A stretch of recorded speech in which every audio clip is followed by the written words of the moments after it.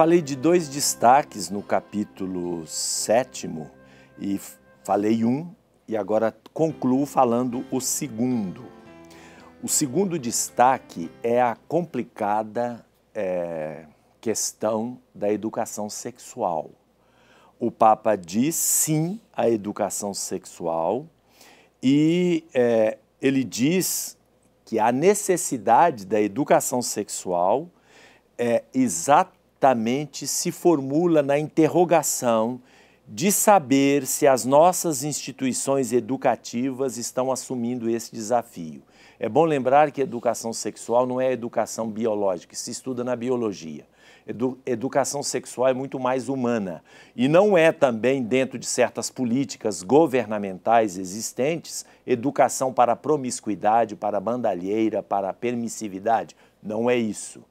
Educação sexual está vinculada à educação para o amor, para a maturidade dos sentimentos, dos afetos e do equilíbrio para que o sexo, como o Papa disse antes, não se transforme em uma patologia.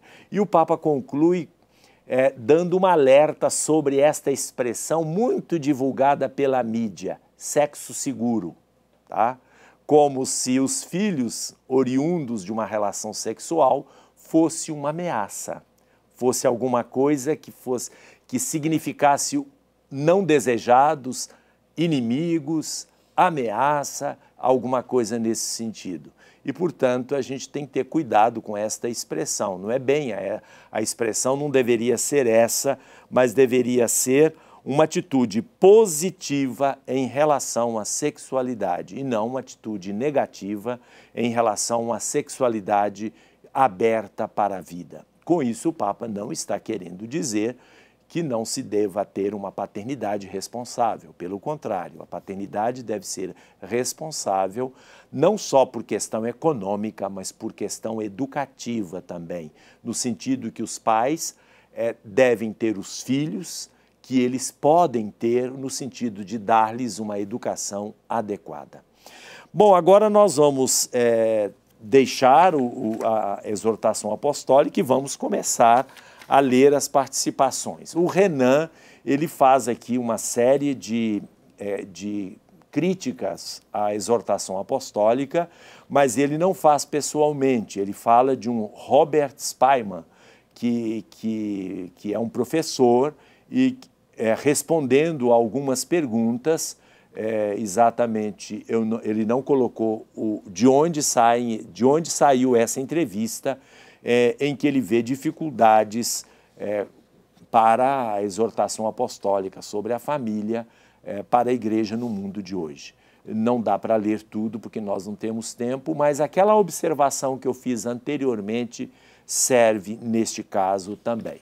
Vamos lá, bom dia, tudo bem? Bom dia, Padre Cândido. Beleza. Bom dia a todos que assistem ao Questões de Fé. A primeira participação é do Brenner Alexandre. Ele comentou no Facebook e diz que é um telespectador fiel do Questões de Fé e está na torcida para ser um dos vencedores do brinde de hoje. Que bom.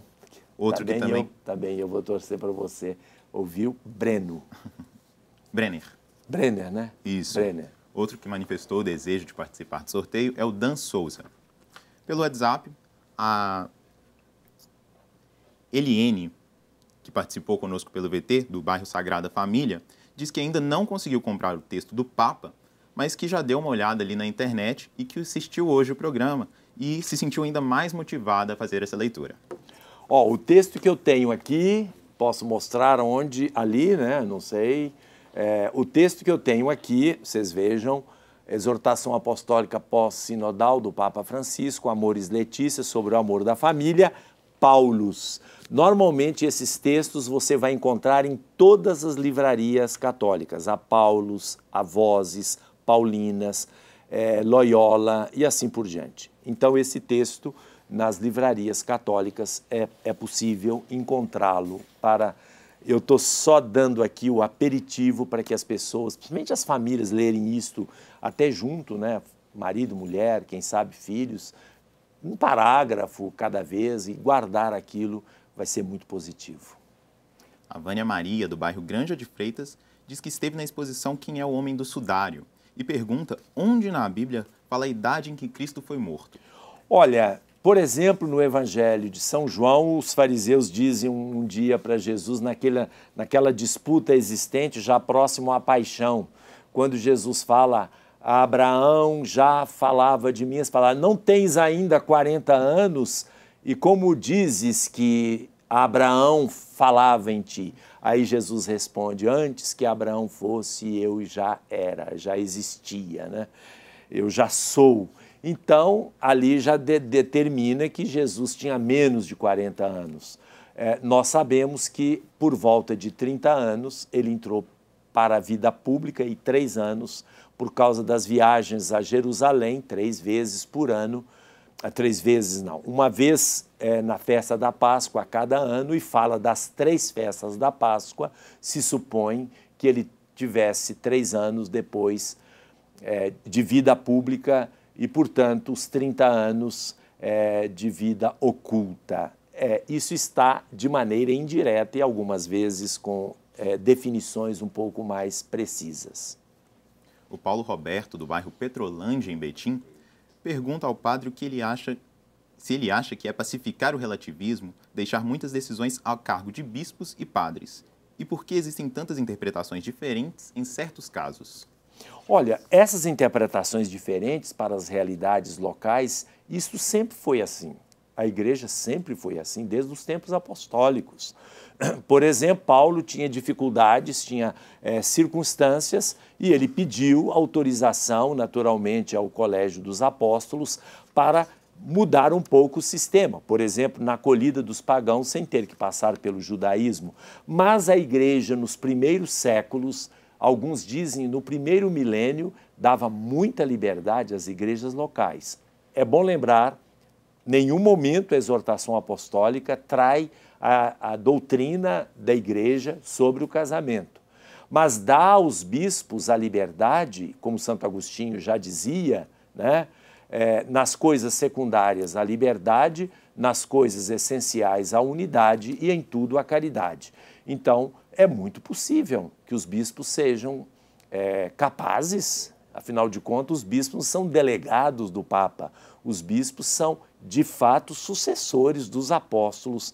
Na sua igreja particular, eles têm assistência e a guia do Espírito Santo, na unidade da igreja, obviamente. E quando o Papa, ele mesmo, permite aos bispos que em algumas coisas secundárias eles tenham esta liberdade, essa autonomia, então não vejo exatamente nenhum problema e não é relativismo.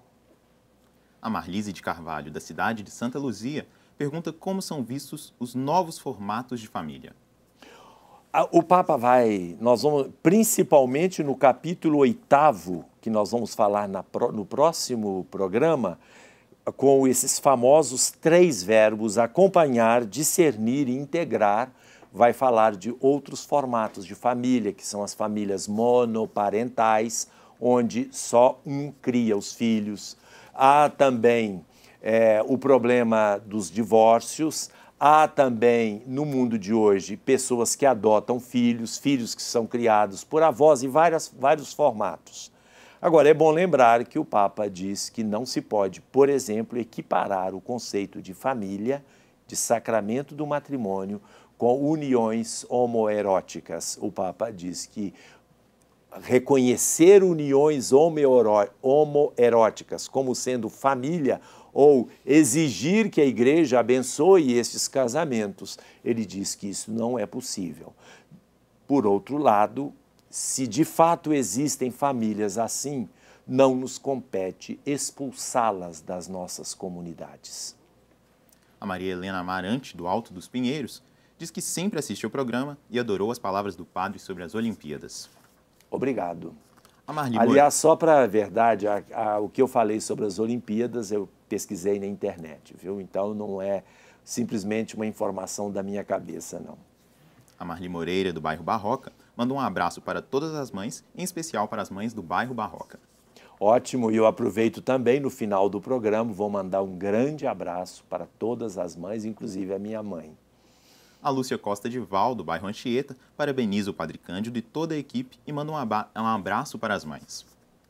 A mãe da Lúcia Costa também participou, a Maria Lúcia Costa de Val, do bairro Floresta, parabenizou pelo programa, disse que sente saudades das viagens com o padre e pede oração para os 5 filhos dela.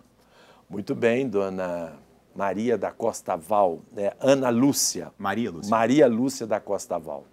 Um grande abraço para você, toda a sua família. Vamos rezar também pelos seus filhos e toda a sua família. Voltamos para o encerramento do Questões de Fé.